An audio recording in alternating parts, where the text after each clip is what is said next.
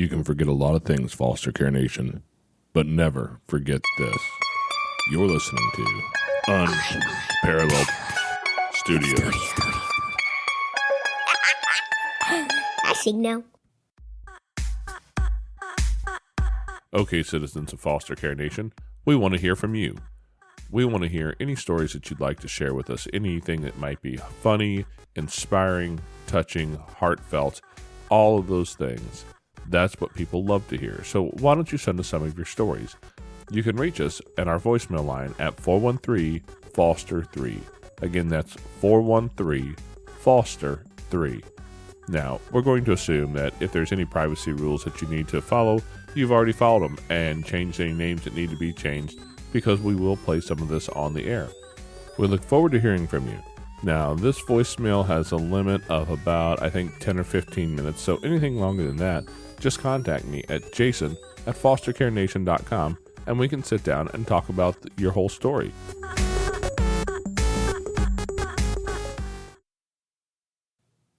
Foster Care Nation, listen up.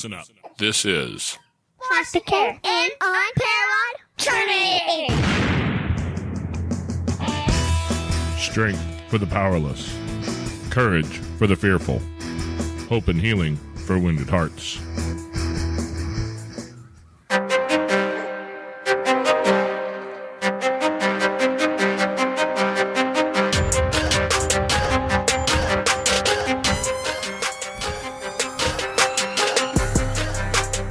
Hello and welcome back to Foster Care, an Unparalleled Journey with Jason and Amanda. And today we have Natasha and Rachel with us from the Just As Special podcast, where they like to talk about things that we like to talk about. They are, Natasha is a foster parent and our foster mom, I guess I should be specifically say, and Rachel is a mentor to kids in care. How are you guys doing today? Great. Thanks for having us. Hey, we're excited. Yeah, we're excited to have you guys here because it's not very often we get to talk to people who understands a weird world that we live in. So, Natasha, Rachel, I know you guys co-host the podcast Just As Special, and for those of you who may not have found them already, go find them. How long have you guys been doing it? So it's been about 1.5 years now. And what's interesting is we started the podcast as I was starting becoming a foster parent. So the podcast has grown as I've grown as a foster parent, and Rachel's had a little more experience, right, in foster care volunteering. Yeah, it's been, at the same time? No, I would say I probably started decently similar, probably like 6 months prior. So it's been about like 2.5 years, I feel like, in the works. Okay. Well, we started podcasting pretty close to the same time, I think, but we might have a little bit of a jump start on you on the whole foster care thing because we are 12? Almost 13 years in? Yeah, 12, almost 13 years into it. Yeah, that sounds about right. You're old. I'm old enough I can't remember this stuff. So yeah, what was been the biggest surprise for you so far? You know, because you know, obviously, you know, Natasha, you're doing the foster mom stuff, and Rachel, you're you're mentoring kids in care. So what's been the most surprising thing you guys have seen that you didn't expect to come into, you know, to face? That's a really great question. Yeah, I also became a first-time parent becoming a foster parent, so it really was jumping in with both feet into the unknown. And I would say one of the things that really surprised me was, I guess, how much personal growth it really required of me to really show up in the best way for these kids. And it was really learning by fire, not having a lot of parenting experience before. So yeah, I think that's a huge thing. I think also too, this whole experience has brought Rachel and I a lot closer together. And that's been really interesting too, because she does have experience on the volunteering end of foster care. And then she's also volunteered at a women's prison where she's worked with many women who had kids in foster care. So she's just able to bring a different perspective to me. We know when I'm frustrated, and I'll call her and I'll be like, I don't understand like why this kid reacted in this way. And she's able to give me a lot of times like another perspective and more understanding of the situation. So that's been really great.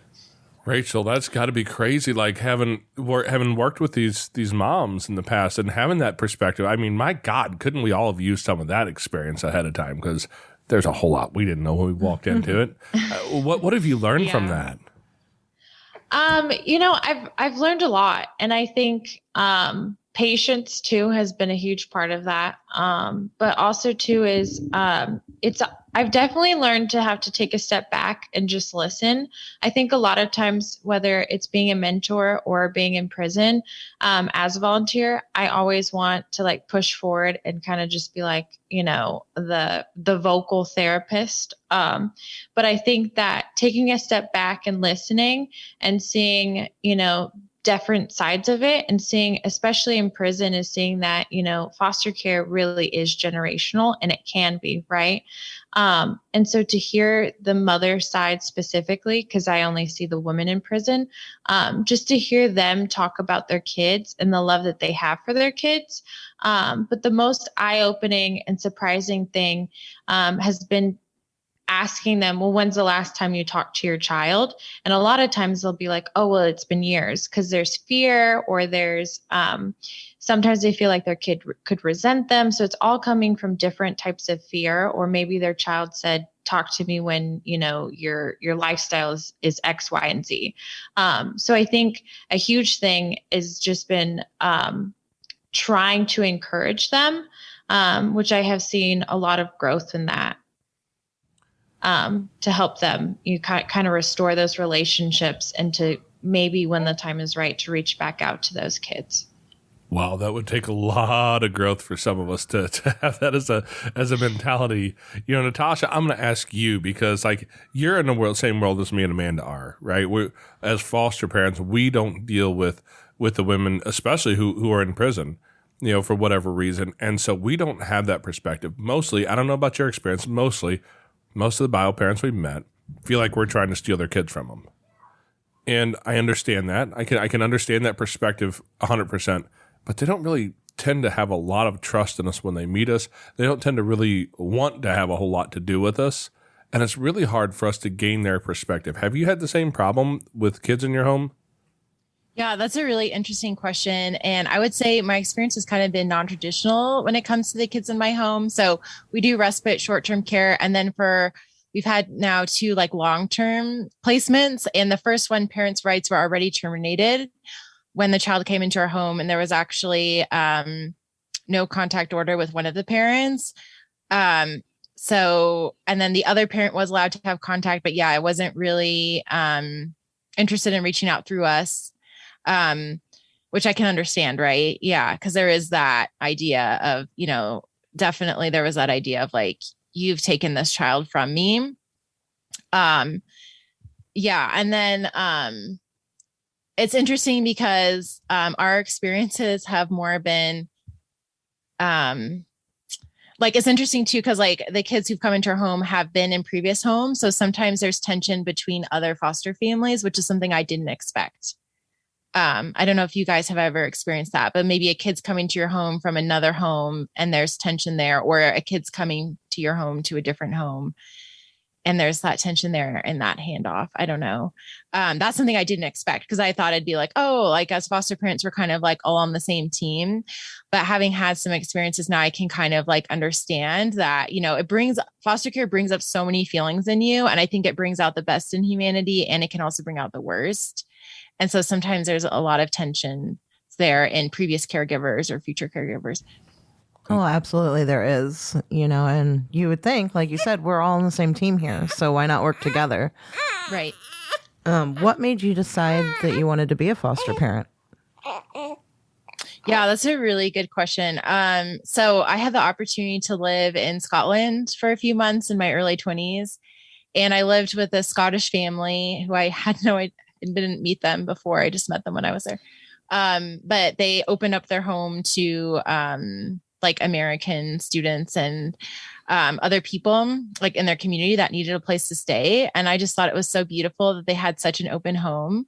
Like a lot of people who felt like they didn't have a place in society could like come to their home and feel so welcome. And yeah, they open their home for months, right? Or sometimes years to different people. And so I was like, that's something I really want in my own life. And so, when I got older and had a partner and, had been married a while, we were like, hey, like we feel like this could be a point in time that we could have that open home. And we look to foster care as a way to have that. And it is, right? Because as you guys know, there's professionals, foster care professionals coming in and out of your home all the time. And it's a really interesting experience for us. And I love that I'm able to meet people that I wouldn't have met otherwise.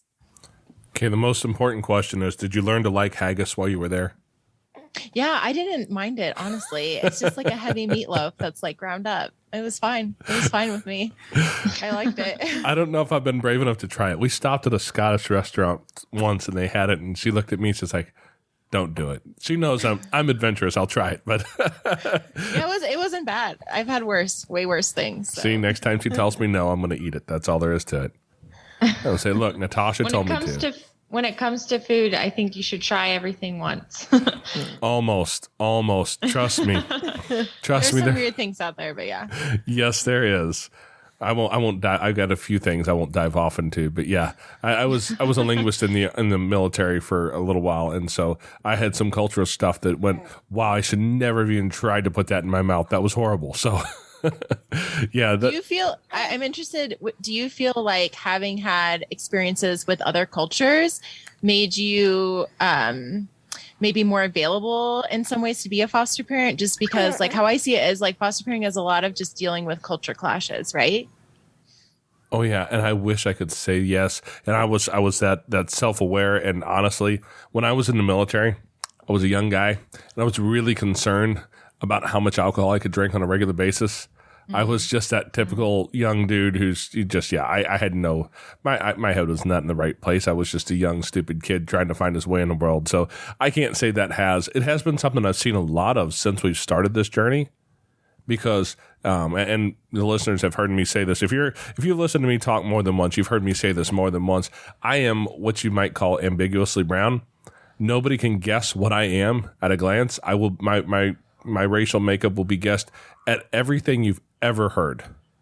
I mean, the only thing I haven't been guessed at, I think, would be Asian, and that's about it. So I have experienced all kinds of weird culture things my entire life. I had a black friend in high school who always swore I was Middle Eastern. I've been told to go back to my own country and hate and anger, and so I have found that culture stuff is there everywhere. And people don't realize it unless you happen to not fit the paradigm of the person you're around. And fortunately for me, over the years, I have learned how to kind of melt into cultures, regardless of where I'm at. And so that's been one of the interesting things for me. Now, Amanda over here, she is very pale and red-haired, and she is as Irish as they come. So she doesn't have that same benefit. But some of the culture stuff that we've had to overcome has been really interesting because. We just, I don't think most people are aware of it. Most people are not aware of how much that actually affects who you are, what your life looks like.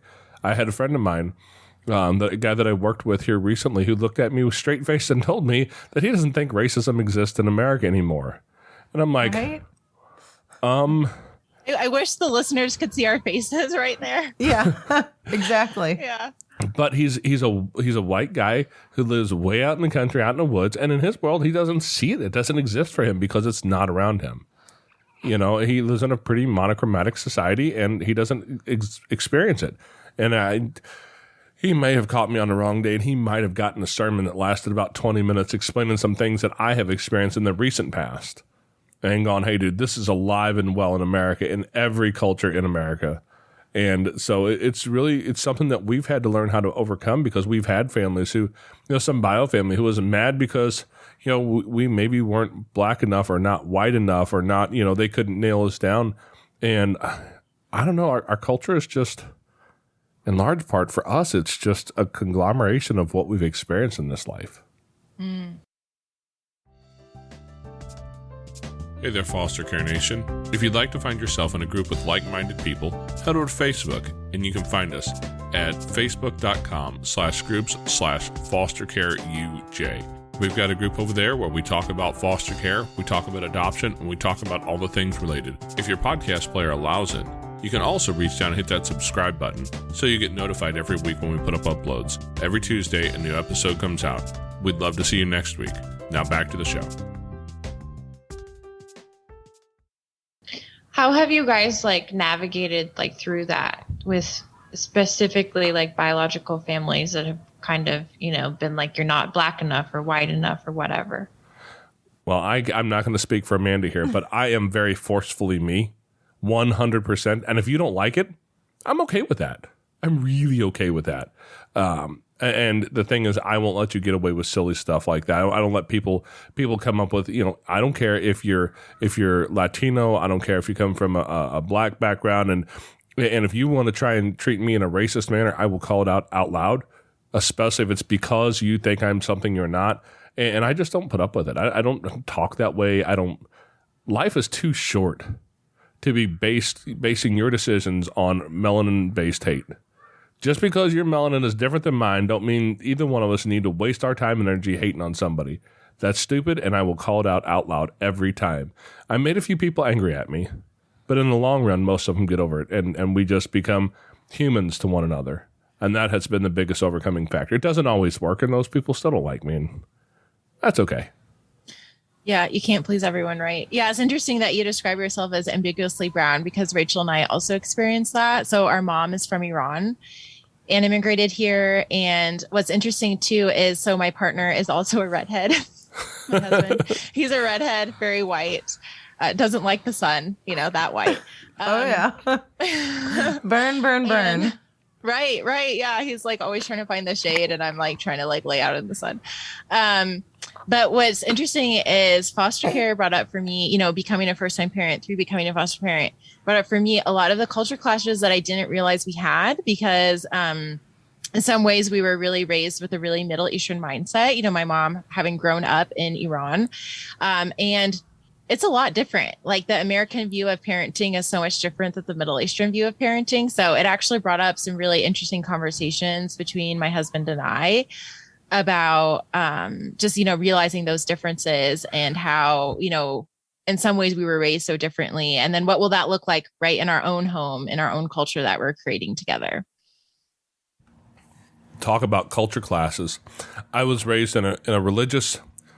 Wait, I can't say cult. If Mom hears it, she gets mad at me when I say that. In a very conservative religious group, we'll call it that. And my wife, on the other hand, was raised in a drug house. My dad and all my family, my dad's side of the family, were all police officers. My wife's family was all the outlaws. Imagine what a family reunion looks like for us. There are warrants there. Wow. So we have something very similar, even though we grew up. I think we always lived within, 20 and 30 miles of one another, even though we never knew it. Wow. But we grew up in the same geographical location, but our culture was so different because of what our family believed. Yeah. And I think that's so true and applies across just foster parenting in general, because a lot of the work we do is with older children. And so they've had sometimes years, right, of living with their own biological families or other foster families. By the time they get to our house, they have their own culture, right? They have their own perspectives and ideas about life and their ways of doing things, and we know kids too, right? Their brains aren't fully developed. So a lot of times they really fall into that black and white either or dichotomous thinking. And so it's been really interesting for me to kind of see that play out in our home. But it's also been, I think, a really healthy way to view foster parenting, because if a teenager comes into my home and uses what I would describe as like a disrespectful tone of voice, rather than being like, oh, obviously they're trying to be disrespectful to me, I can take a step back and be like, hey, maybe that's how people talked in their home. And, maybe I need to just say, hey, like, just so you know, that's how I describe that tone of voice is something I would define as disrespectful. I'd like to be talked to in a different way. And that opens up more a conversation than this kid feeling defensive or misunderstood. Does that actually work? Sometimes, yeah. Sometimes it definitely does work. I've had a lot of teenagers, and mine don't seem to know what conversation looks like. Mm-hmm. I mean, it depends, right? I mean, all of our experience with teenagers have been with teenage girls. So I don't know if it's the same for you. Well, we've had a couple teenage girls and quite a few teenage boys. And honestly, I think the part of the complication for us is that I was raised in that very conservative background. My dad, God love him. You know, he's not here anymore. I can't bust his chops anymore. And we had a great relationship. I always mention that just so nobody thinks I'm trying to bag on my dad here. But my old man, he referred to himself as a beneficial dictator. And I went, okay, I guess that's the way you raise kids. The iron fist. You do what I say or you deal with me. And we've been blessed enough that our older kids, our oldest daughter, Arissa, would have been, I think, 25 this year. CJ's 23 right now. And Austin is about to turn 21. That's our oldest 3 kids. And that was a methodology I used with them when they were little. Because I didn't know what I was doing. I just did what I grew up with. And after that, we stepped into this foster system. And our 2 middle kids taught me a lot. And then our 2 younger kids taught me even more. And I realized that I could come at it from the way my dad did, and it was going to be about as successful for me as it was for him, which was not at all when it comes to that. We eventually became good friends again, and you know, we were really close for a long time, but there was a lot of those years where it was a lot of struggle between us working through that stuff. And it was been the fact that we've had so many kids teach us different age levels, different experiences that has changed who my parenting is today, to the point where I was sitting in this office the other day, and one of my kids is in the other room having a meltdown. And I called him in here, come here, buddy. And I talked to him, let my chair out, you know, so I get the air out of my chair and get down low so he can kind of look down at me. And I'm really obvious, slow breathe, and I slow my voice and I lower my tone and the pitch and calm him down. And so, you know, when we get it worked through it, whatever, just, all right, bud, well, thanks for talking to me. He's held out a hand, give me knuckles, boom. He turns around and walks out. And my oldest son happened to be here that day because he doesn't live here anymore. He's grown up and has his own place. And he looks at me, he says, where the hell was this guy when I was that size? And I'm like, yeah, you were busy building him. He didn't know what he was doing. That guy was an idiot, bud. Sorry. But we had that blessing of being able to have these different generations of kids, more or less, as we raise them. That means that for the last decade and for the next one, I've had teenagers in my house. And I'm just going to tell you, that blessing comes with a price. Mm-hmm. Yeah, 2 decades of teenagers will make you crazy. Yeah, I can't imagine. I can't imagine. And beyond like learning though, I think that what's interesting too is just seeing Natasha's journey of like going from, because right now she has like a young boy in her house. And so I think it's interesting to see how her parenting changes based off of the gender and how old the kid is, but also too, like, what is that kid's personality like too? And so kind of like adjusting to that each individual kid too, I think is been very important, but something I've seen Natasha do. Oh yeah, because we've lived in this world where everybody wants to be PC and everybody wants to talk about how we have to treat everybody the same. And I'm like, they're not all the same. I'm going to tell you, I have a 14-year-old daughter, and that 14-year-old daughter, girl, if you're listening, hush, don't pay attention to this part. She is smart. She is well behaved. She is easy to, I mean, right now, at this point in our family's journey, she's probably the easiest child I have. And that's saying something. She's a 14-year-old girl. Like 14-year-old girls are known to be going through some stuff. Right. But she's intelligent and she questions the world around her. And when she sees things that are not right, she stands up for it, because our daughter is mixed. And so she gets it all the way around. She's got a white mom. She had a black dad. You know, she goes to school with kids that don't understand it and don't get it, but she stands up for herself. And, you know, I'd like to be a little proud for that, because most kids at 14, you know, they're listening to music, they're doing their thing, they're doing their makeup, they're hanging with friends, you know, but she's trying to make a difference in her world at 14. She's thinking. Her brain actually functions, and that's amazing. And I promise you, I cannot treat my other kids the same way I treat her. Because if I was to do that, it would fall apart. And I definitely can't treat her the way I treat the other kids, because, again, she'd probably fall apart. So understanding not only that difference in age and some of the gender differences and the culture differences, and then the history. Right. That's what I was going to mention, too, because that other layer of trauma, right? And yeah, it's interesting, too, because, you know, they tell you in foster parenting training, like, you can't parent kids in care as you would parent your own biological children. And it's interesting, too, like all the creative ways that, I mean, I think foster parenting, if you're going to do it right, really demands a lot of creativity, right? Because you have to navigate these different challenges, and you don't have the whole story pretty much ever, right, on the kid and what's happened to them, and having to kind of like at each developmental stage, right, try and navigate things. Like the kid in our home right now, anything around like personal hygiene is a huge barrier. That's a teenage Right? thing too. Right. So trauma on top of teenage. Yeah. He's not a teenager. He's elementary age, but and that comes with some of that too, right? An elementary age boy. But I was interesting because I did this foster parenting training where it was actually through horse therapy. And it was fascinating because they talked about some of the similarities between horses that have had hard backgrounds and kids who have had hard backgrounds. And I had got an idea after doing the training that like he really hates brushing his teeth. So I was like, hey, what if in the morning we brush our teeth together?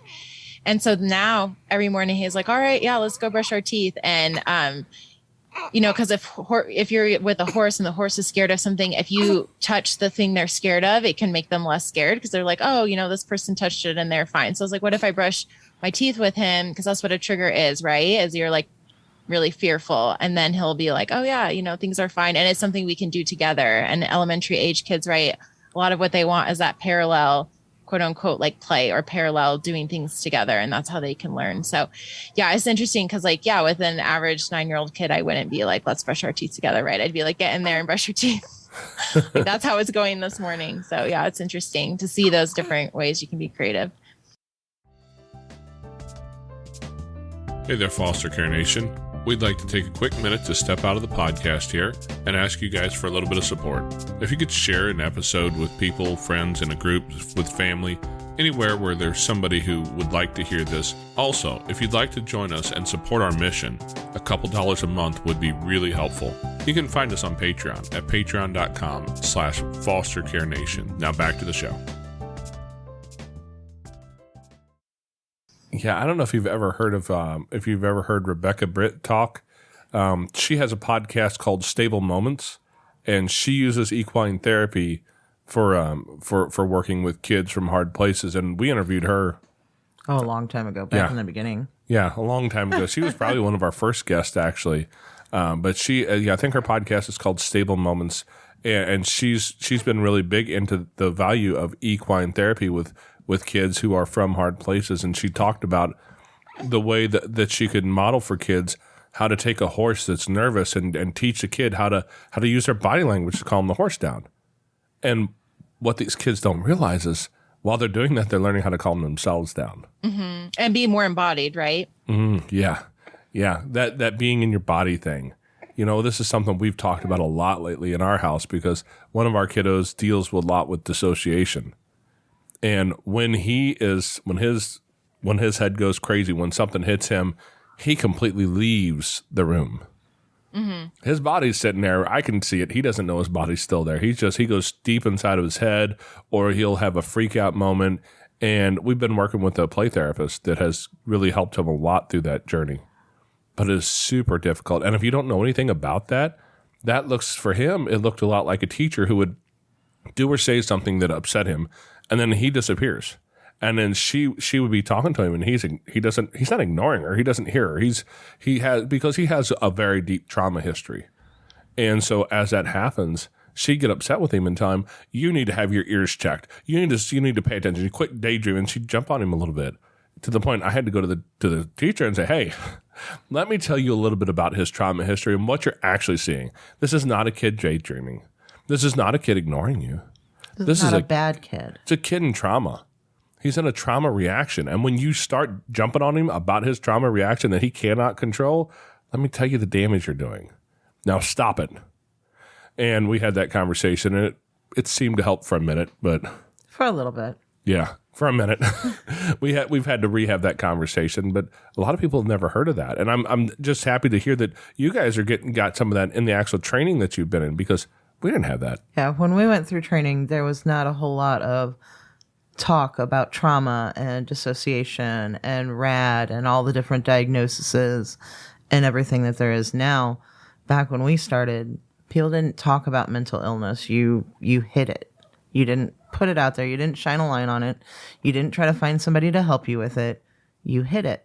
You're more or less afraid to have a child labeled, I think, is really what we picked up on a lot. Have you seen parents or organizations that are afraid of labeling kids? I guess what I've seen more so is like people not wanting to go through the process of getting a psych eval for a kid because of the length of time it takes or the expense. And yeah, I think that's something that's so detrimental, right? Because mental health is huge for kids in care, right? That mental health support. I guess one of the good things coming out of COVID is I feel like trauma is now something that everyone is aware of and they're more willing to talk about it. And yeah, there's that light shining on it. Whereas before, Amanda, like you're talking about before, it was like, no, don't even talk about it at all.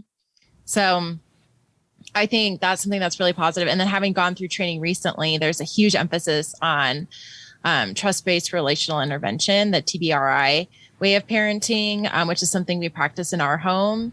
And like you were saying, Jason, like when you go, to the kid's school and talk to the teacher, like there's often that disconnect, right? And I feel like it would be so amazing if every educator had to take a TBRI type class so that they can start noticing these things, because it's not that a kid is trying to be bad, right? And when we look through it through the lens of, hey, this kid's just trying to survive, then it's so much healthier, I feel like, for the kid. And then as a caregiver or a parent, it's so much healthier for you too to have that viewpoint. Oh, yeah. And beyond that, too, I think that it's really confusing for the kid if they're going to school. They don't know if they're daydreaming. They don't know what's happening, right? Like they need someone to kind of guide them. And if the teacher's yelling at them saying you're doing something wrong, or like Amanda, like you said, like he's not a bad kid, but the teacher's making him feel like he is this bad kid, I think it gets very confusing for that child. So if teachers, I think, had more training around that, I think it could push the kid forward instead of like at home, it's like you're doing all this work and then they go to school and then it's like 2 steps back.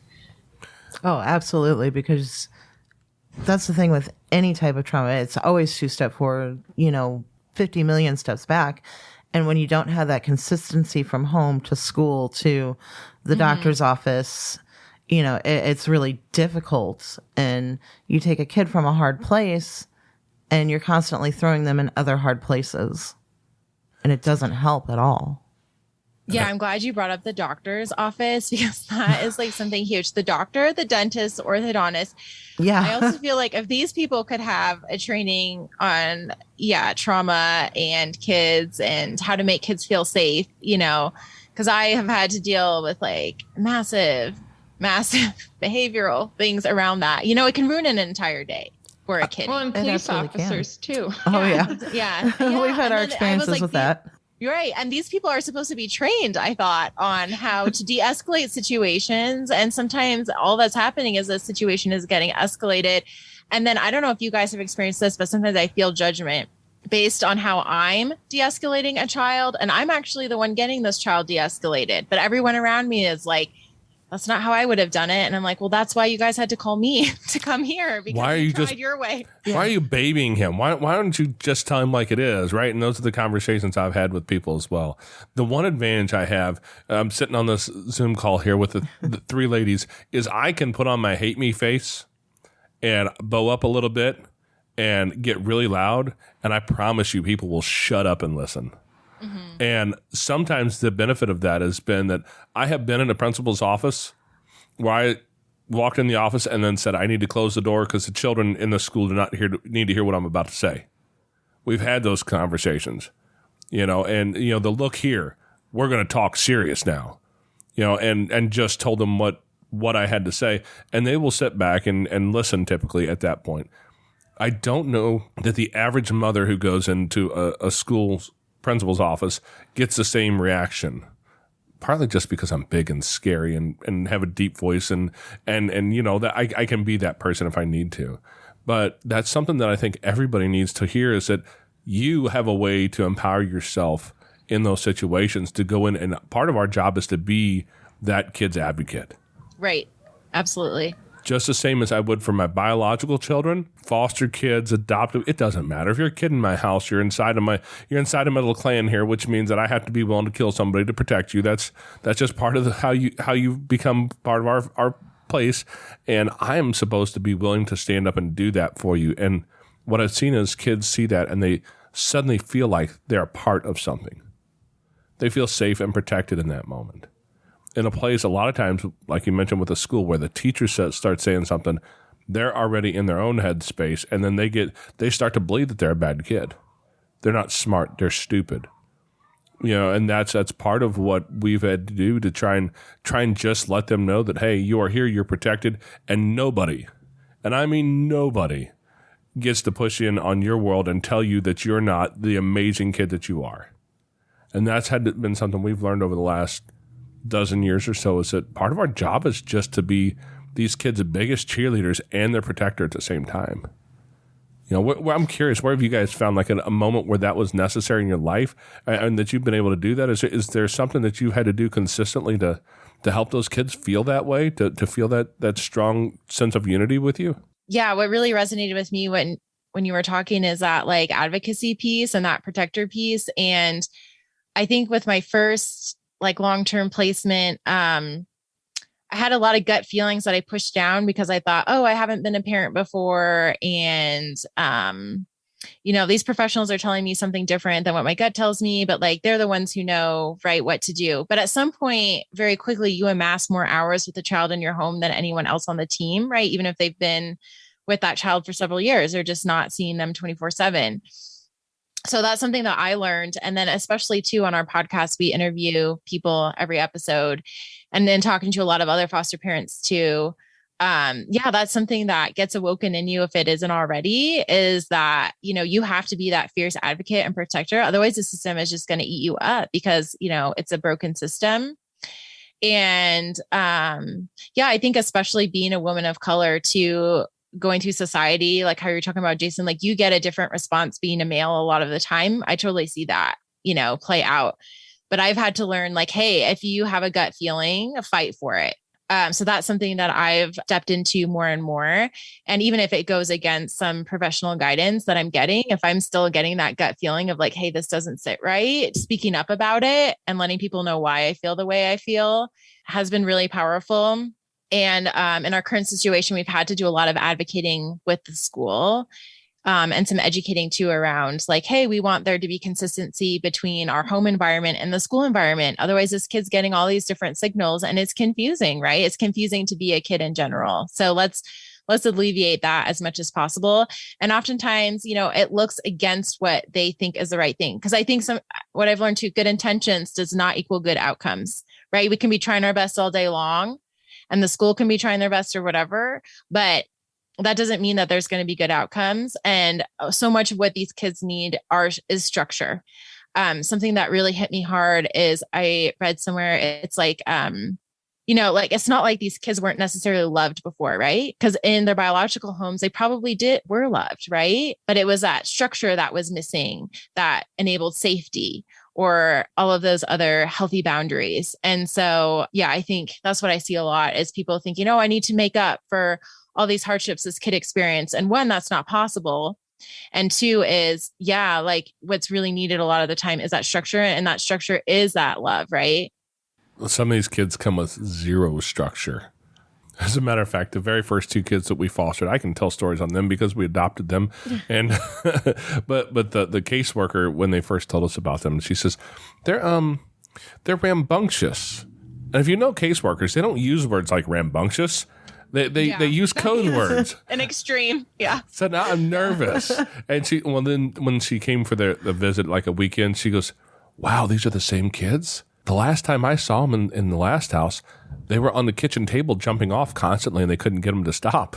Again, back up to that whole part about me being the big, scary, hairy guy, and I have more of an ability to say no and be heard, I think, than what maybe some other people do. So, but it really worked well there. But sometimes that structure is just completely non-existent, and sometimes the love is non-existent, and sometimes that connection, that attachment piece is so missing. And there's so many parts of this that we've had to learn about.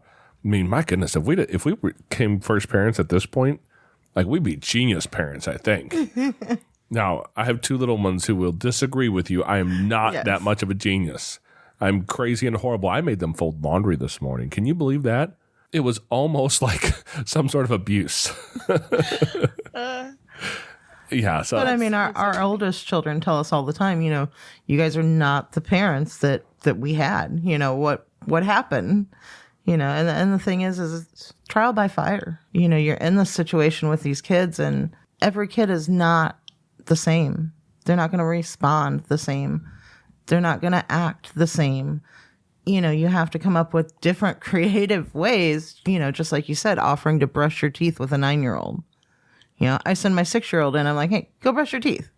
I don't go in there with my 6-year-old. I may check on him every now and again to make sure he's actually in there doing it. You better check on that one. But it's different from kid to kid, and each kid requires something different, a little bit different, and you have to be willing to change and shape and mold yourself in the process. Yeah, I mean, I'd be interested to hear from you guys too, because you've been doing this so many years, and most foster parents, they close their homes within 2 years. So, like, what do you think has given you that ability to also stay close as a couple, right? Because it's a huge stressor to a relationship. Oh, yeah. How have you been able to like navigate that? And then like what makes you keep showing up and doing this work?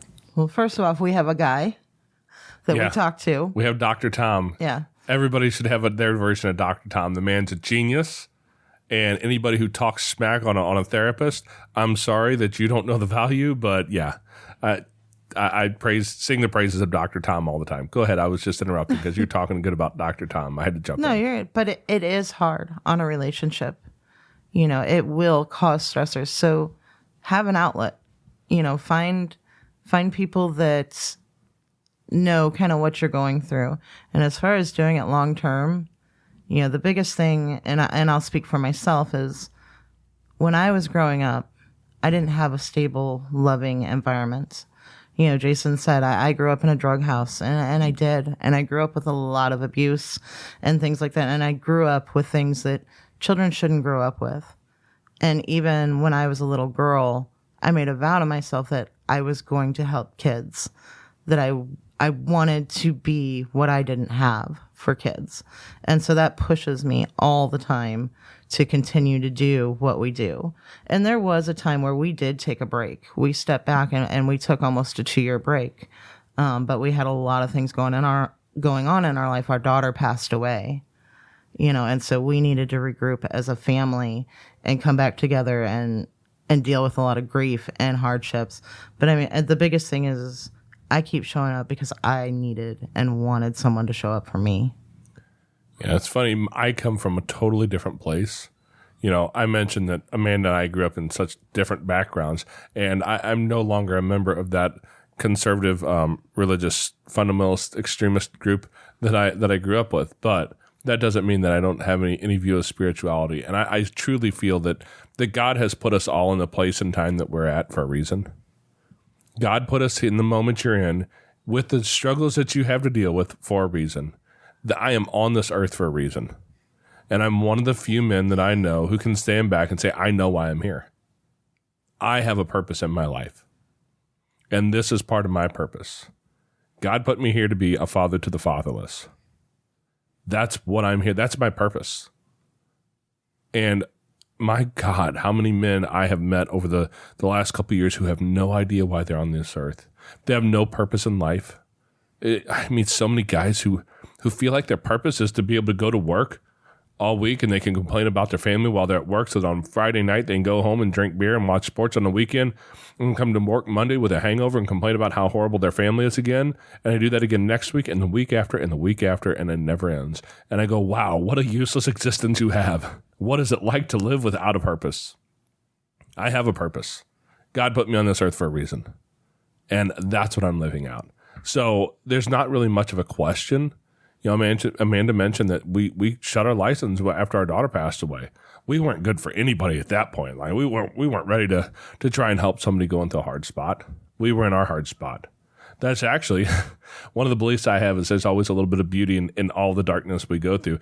That's actually where we got into the podcast area, is because at some point I'm like, hey, we're not doing anything. I don't like that feeling. And I know that now is not the moment to bring a kid with a hard story into our house. And it was through Amanda's suggestion that I ended up going, all right, let's buy a cheap microphone and go see what we can do with this whole podcast thing. And that's where it all started. But every step of it has had something to do with the fact that I was put here in this place for a reason, and that's what I'm going to do. And so that's how we've been able to go through it. It's not a matter of can we make it through this together. We have to. That's what we're going to do. We've made up our minds. And we have been through some hard situations with some hard kids. Oh, yeah. Yeah. Yeah, and some of those stories, maybe someday we'll be able to tell, but some of them we're walking through still currently. But that's what we're here for. We're here because God told us to. And I've noticed you're not supposed to ignore his call. It's kind of when your cell phone rings and your wife's calling, or if God's calling. You don't ignore either one of those two calls, and your life will be pretty decent.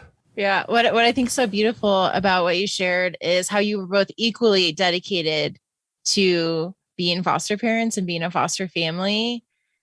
And I think that's something too that is like really powerful in my own life, as my partner is equally as dedicated to this work. And I just think like there's been so many moments where we've had to just encourage each other. And if one of us had been less dedicated from the beginning, I don't think we would both still be here doing it.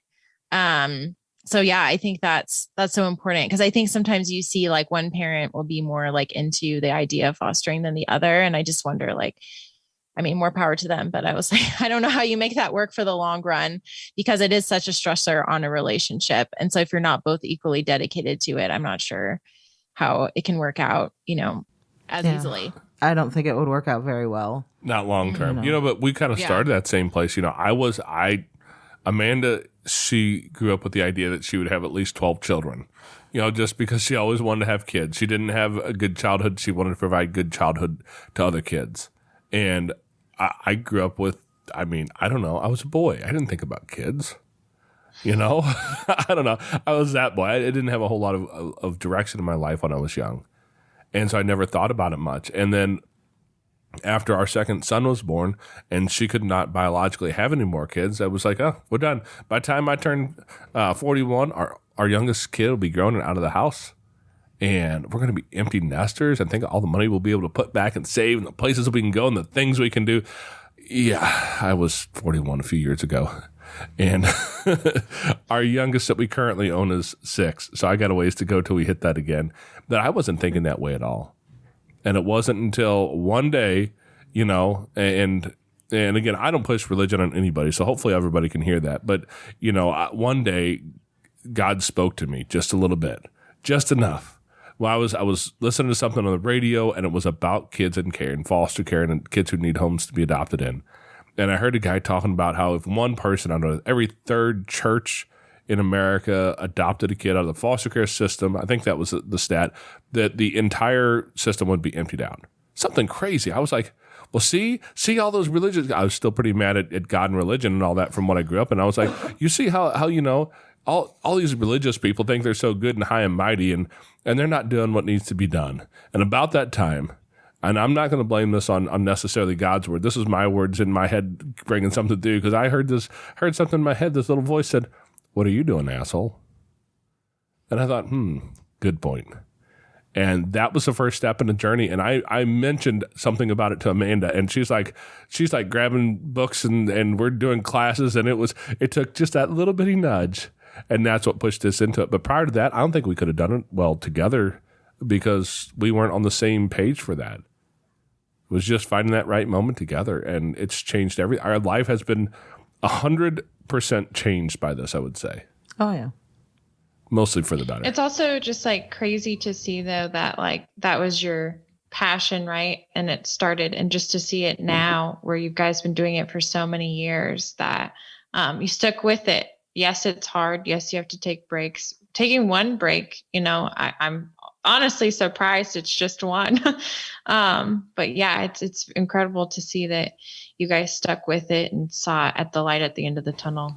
But when that's a calling in your life, it'd be awful hard to not do it at this point, because we know how hard it's going to be.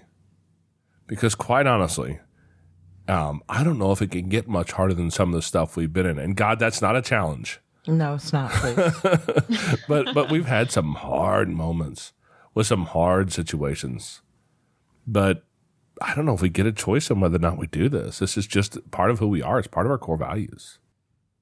Rachel, I'm especially curious about you, because you have come from such a different angle, and you're helping kids in a whole different way.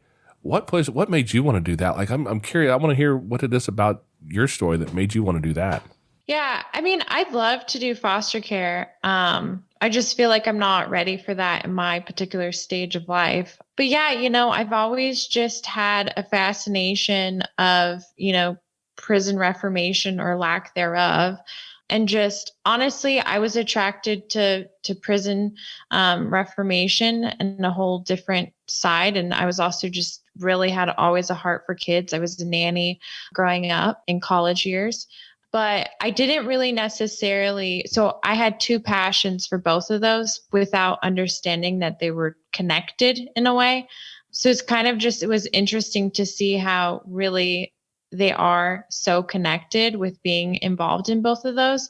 But, there wasn't really like an aha moment where it was like, this is what I wanted to do. It was always just something that I wanted to do since I was very young. And just, since I knew that the timing wasn't right to be a foster parent, it was like, well, how do I get involved at my age, and in my walk of life? So that's what kind of led me to be the mentor side. Well, I'm going to break everything that my mama ever told me. And Mom, I'm sorry, I'm going to break the rules here. How old are you?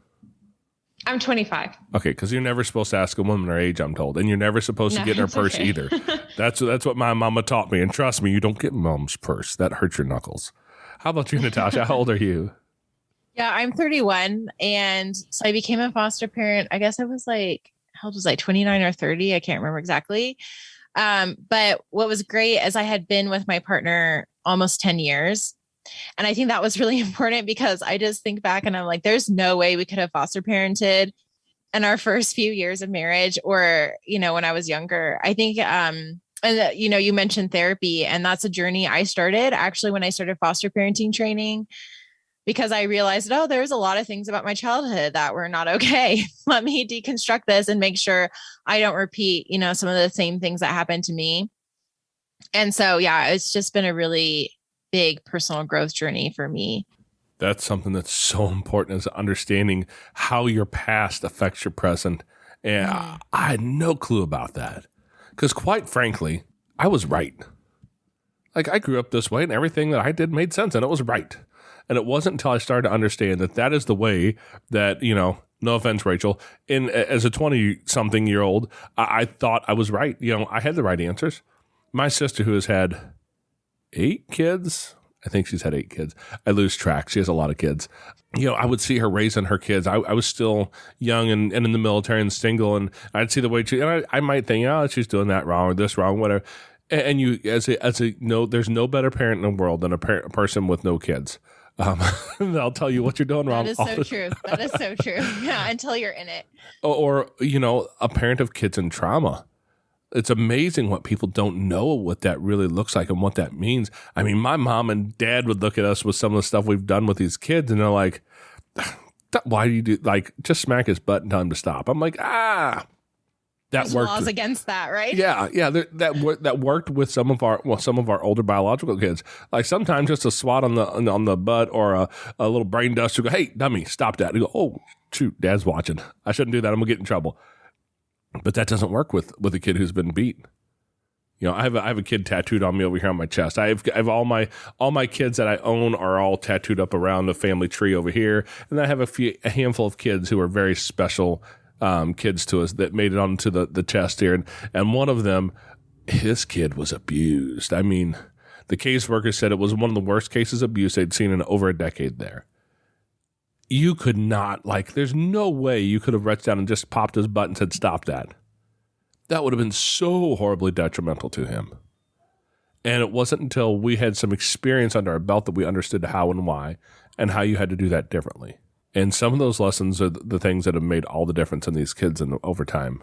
Yeah, no, that's so true. And that makes me think about too, we live in the same city as a lot of our extended family. And so we've had to do some educating around that too. And they've been really amazing at really embracing any kid that comes into our home, which is so beautiful because that doesn't always happen. But, even just giving a kid a hug can be bad, right? If they're not expecting it, if it's someone that they don't know, and if they're not initiating. So we've done some education around that of hey, always ask for any physical touch. And then for certain kids, we're like, hey, don't even offer a hug. You can offer a fist bump or a high five, and then let that kid initiate when they're ready for something beyond that, if they're ever ready for that. But yeah, there is a lot of stuff around that physical touch that, I didn't think about in my own day-to-day life. Right. And now I feel like how you guys are saying that, foster care really has infiltrated every area of your life. Right. It is so central to your life. I see the world so much differently than I saw before.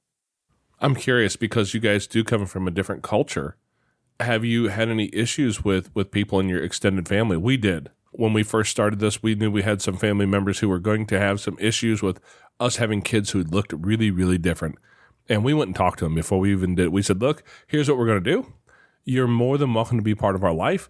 If this is a problem for you, let us know now and we will stay away. That's what we had to do. And it turned out Amanda's grandma, and I'd let her tell the story, except she had to chase kids or something. She'll be back in a minute. But her grandma, she was 21 years old before she saw her first non-white person in person. She lived that far out in the woods.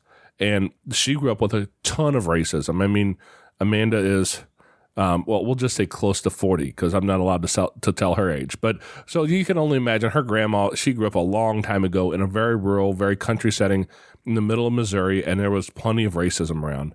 And we were nervous about how she was going to react until one day when baby Carl, not a real name, but if anybody's listened to some of our older episodes, we talk about baby Carl. We told his story, and baby Carl was with us, or was with her, Amanda and her grandma, in the grocery store. And there was an older white gentleman in there who was obviously angry because Amanda, the very pale, redheaded, Irish-looking woman, had a very, very, very dark-skinned black baby with her, and he kept giving her the stink eye.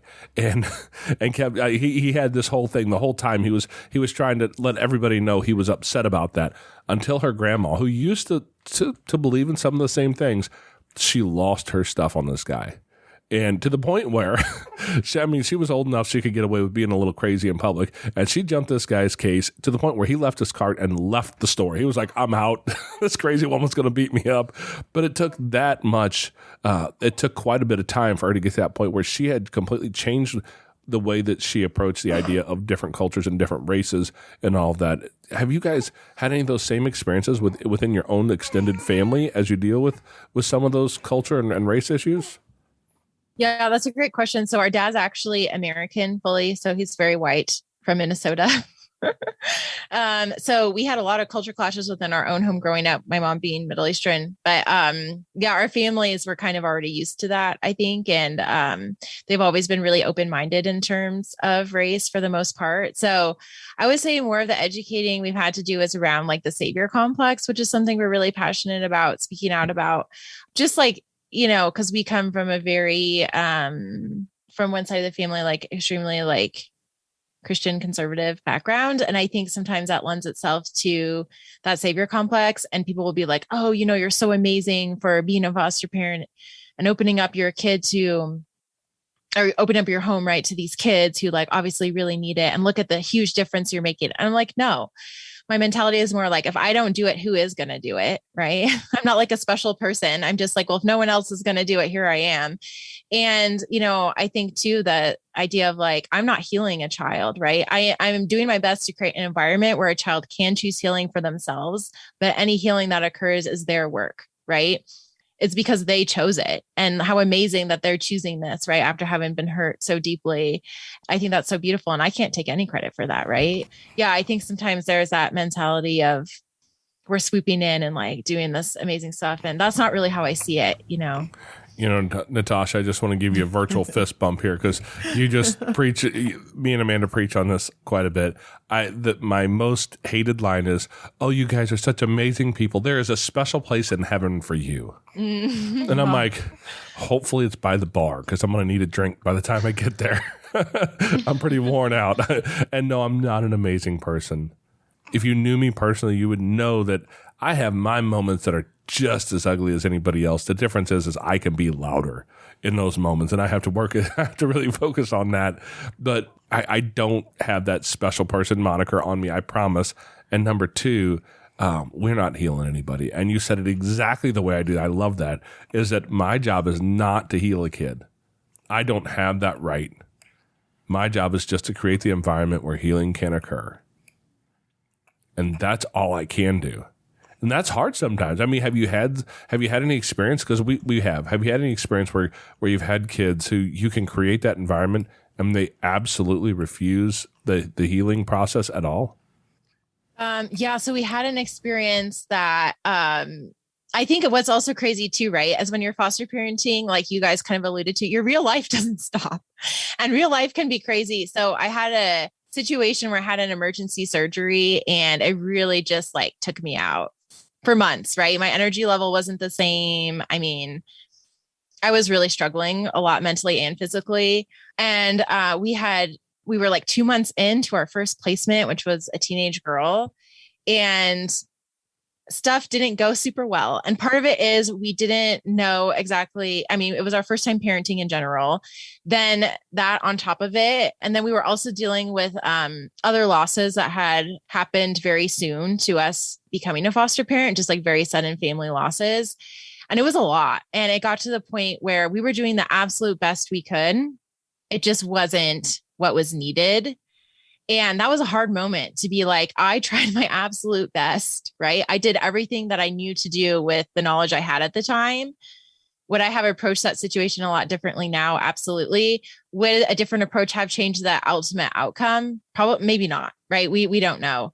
But yeah, sometimes kids aren't as open or flexible, or maybe I think some of it was like, we should have set some things up differently ourselves. Like, I think there's always that personal responsibility as well, right? And I think sometimes foster parents, because it can be so hurtful, right? And so painful for a situation not to turn out in a way that anyone would define as, or in a way that you would have defined as success from the beginning, right?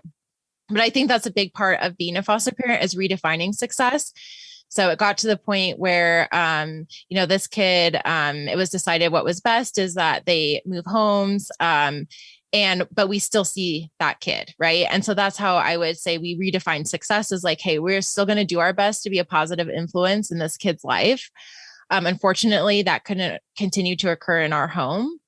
But, this is something that we're still committed to. And yeah, but it's so tough. And that's the other thing, is like, you have your own personal limits, right? Like, we're human. And so my partner and I, we learned a lot from that experience, and we actually took a break to just deconstruct and like really think through, all right, how are we going to show up in better ways? And like took some time for healing from that experience, but also like all the other experiences that we were experiencing at the time. And I think now we're able to show up in a much better way. And I'm so glad we took that break too. I'm so glad we didn't try to just like keep pushing through and keep our home open. And during that time too, we just did respite short-term foster care too. So that was great too, because then we were able to have other experiences with other kids, and we were able to be like, oh, okay, like some kids might respond differently to different things. And but yeah, I mean, you do definitely, I think foster parenting teaches you your limits in a way that you might not otherwise experience. As long as you're smart enough to admit that you have limits. Right. No, that is true. Because I think sometimes the default, right, is to place all the blame on the kid. And it's like, well, that's not fair. We all play a role in the environment that we create.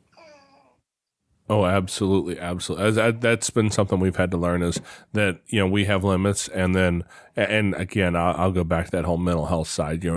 It's taken a guy with a PhD in psychology to be able to convince me that there are times when I need to draw a boundary and say, yes, I can't handle past this. This is more than I can effectively handle, and other people, including myself, will suffer if I don't put some boundaries in place, and be willing to admit that, I don't know if you guys have found this out, but it turns out I'm not actually Superman. I don't know if you guys have learned that about yourself yet. I've learned it. My hand is up for the listeners. I'm like raising my hand. Absolutely. Yeah. I'm not that guy. I can't be that guy. And it took me a lot of years to figure out, because I have a pretty high tolerance. I can deal with a lot. We've had somewhere between 20 and 30 kids come through our house. They have taught me so much. I can handle almost anything, but that's still almost, it's still not a full blown anything. So knowing what those boundaries are and what those limits are has been crucial to us being able to be successful in the long term. And I love what you said there, the redefining success idea, because when we started this whole process, I'm pretty certain that success, the idea you have about what success looks like, is way different than it is 10 years down the road.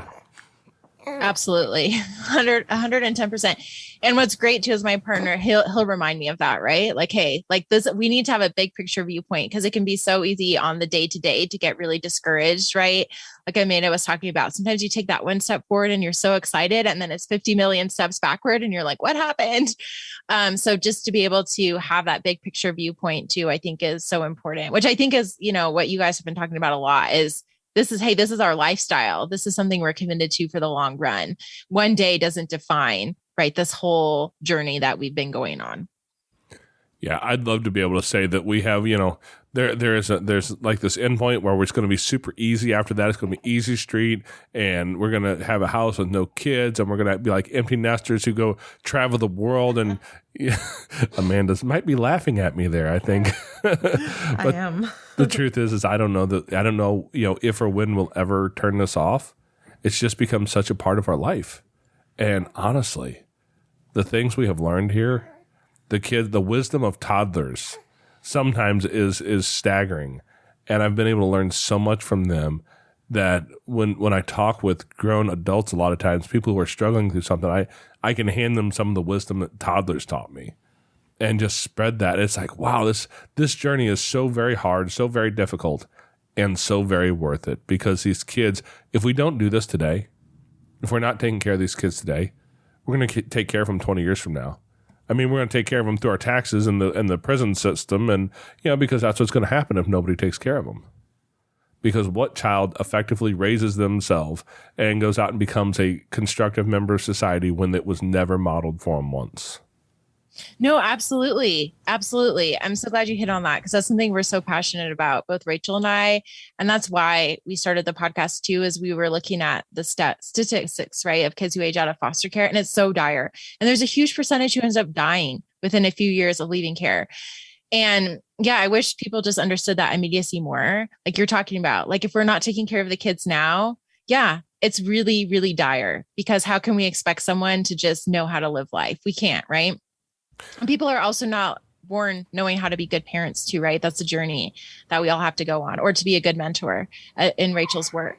Yeah, that's what I tell the kids in care in my home too, is I'm just like, you know what? I'm learning and growing too. Like I'm trying to teach you some new skills. I'm also trying to learn new skills. Like we're all in the same boat together. And that's what life is it's learning, it's dealing with frustrations. My job isn't to just remove every obstacle for them in life. No, my job is to teach them how to face life's obstacles, even though they were given a really unfair hand to deal with at the beginning. And I love what you're saying too, is like, there is some joy in this work, right? And just, there's some moments with kids and they can teach you so much, right? I feel like they teach us almost sometimes more than we teach them, right? Oh yeah. I have some of those moments that are burned into my life, and I talk about A moments because I called him A, but I don't use his actual name. It just his little short code for us. He was A, and he taught me some things. And I watched a kid who was diagnosed with reactive attachment disorder, and he was right at that last moment where he could form healthy attachments in that stage of development. And I watched a moment where that attachment was actually manifested in his life, where we were out in public and he suddenly decided that this place was an okay place for him to play, for him to be okay with the world, to not be terrified. And most people will never understand what that is or what that looks like. But I knew this kid, he'd been with us for over a year at that point. He was terrified of the world. And to watch the moment he was willing to play in public. And I was like, holy crap, nobody else understands what this is. And I'm looking at him in the middle of the store, and the gal behind the counter is like, oh, he's fine. I'm like, no, you don't understand. He doesn't do this. I'm like just dumbfounded watching. And she kneels down and she says, hey, buddy, and kind of smiles at him. And I thought, well, you done ruined it, because he is terrified of everybody. And I watched a moment where he stopped and he looked at this woman and then he smiled. To that point, he had never done that once. Every time he would spider monkey right up on my shoulders and hide, because nobody gets in my face and talks about how cute you are. That's his place he could hide. That was his place he was protected. And he smiled. He didn't reach for protection. He reached for connection. And I was like, holy crap. We just saw a kid who was already diagnosed as reactive attachment, start to see what healthy attachment looks like. His world has changed forever. And I didn't do anything to do that other than to create an environment where he could start to do that. He could feel safe connecting with humans. That's all we did in our house for him. And so some of those things have just been so amazing to watch and know that sometimes you have to do so little to make such a huge difference in the world. And I talk about the 100-year difference a lot. 100 years from now, this world will be different because we were in it. Period. End of story. It will. You get to write what that difference is. You get to tell that story. And for that one, honestly, kids with reactive attachment, that could go pretty far. That's one of those places where psychopaths can come from. Not always, but it's entirely possible. And for that kid to have found healthy attachment and not gone down that road, that changed the whole world. And nobody in the world will ever know it because they didn't see what it was coming to be. But the world is different because of that experience. Yeah, like Rachel touched on before, it's really generational work, right? Because the foster care system is so cyclical generationally. And, now you've impacted A's generations, to come. Oh, yeah. And my dad taught me that. I watched him give out some of who he was to a handful of kids. My dad was a police officer, and he mentored teen boys. God love him. I didn't like teenagers when I was one. Teenage years are tough for me to deal with. My dad was a magician when it came to teenage boys. And I watched him mentor teenage boys and change who they were 100%. It was just so powerful. And I think that's a lot of the reason why this is such important work to me is because I've seen what it can do. And I know how important it is. If nobody does it, where were we going to end up? All right, guys. Well, I just really want to thank you guys for sharing this conversation with us today because this is really important stuff. And I hope people can understand that whether you're, a crazy foster parent like Amanda or I who've said hi and bye to like 20 or 30 kids or, Natasha, you guys getting into it, like first time being a parent. It's like, okay, I'm sorry, but that's a little crazier than our story because we already had kids. We'd already, dealt with all that stuff and had to fight those fights from the biological standpoint. Or Rachel, what you're doing with moms in prison or with kids in care and just reach out and showing people because that's that question everybody, well, I can't be a foster. I couldn't do that. Well, guess what? There's a million things you could do. And I think you're a living example of that.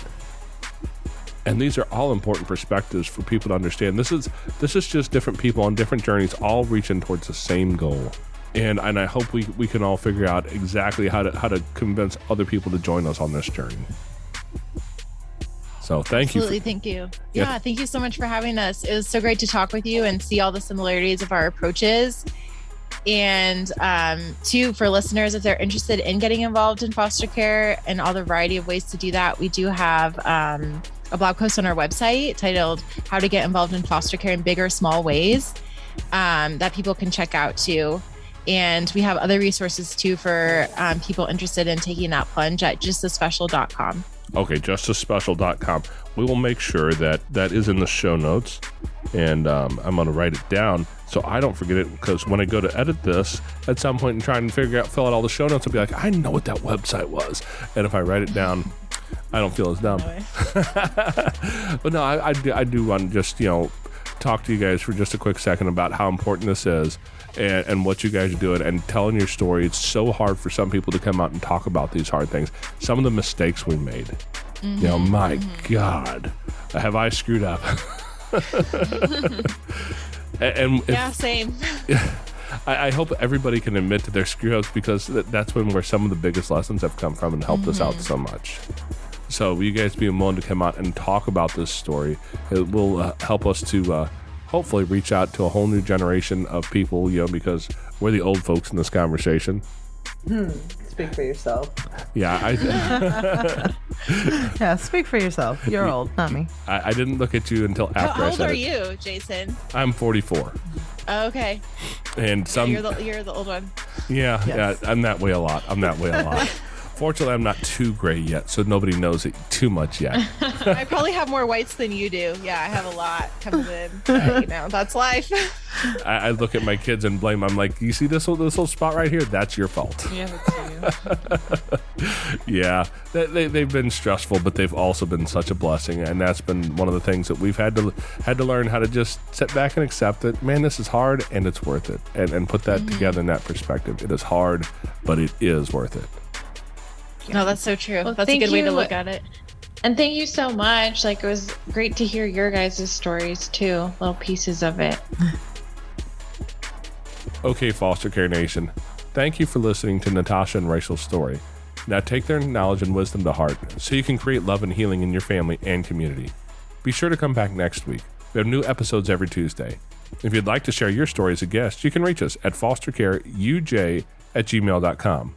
You can connect with other like-minded people on Facebook at facebook.com/groups/fostercareuj. Don't forget, we have a Patreon where you can support our mission for as little as $5 a month. It's at patreon.com/fostercarenation.